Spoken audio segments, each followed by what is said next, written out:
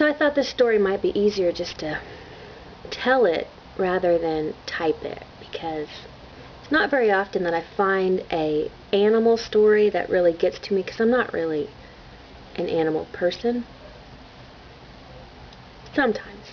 But this story, it was amazing to me, so I want to tell it to you. And if you got this on your email, just go with it, because you know the end of it is worth waiting for. Excuse me. There's this man named Mbembwe. Sounds like kind of like Zimbabwe, but Mbembwe was this African student who wanted to be a photographer. So he went to Africa. He was already in Africa, and he was trying to take pictures of an elephant herd. Well, he came across a young man sawing on his fiddle and playing it hot.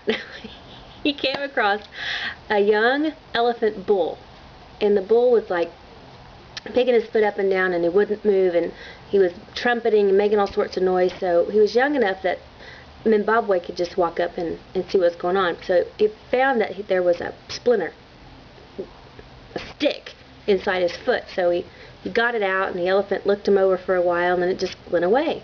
Well, like 20 years later, he's at the Chicago Zoo, and he's at the elephant place.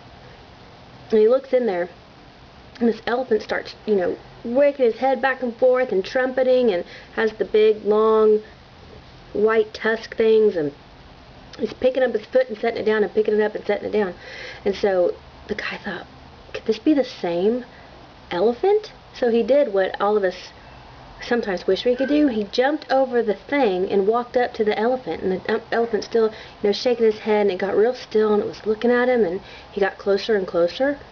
And wouldn't you know it, that elephant took his tusk and body slammed that guy into the wall and killed him. Probably wasn't the same elephant.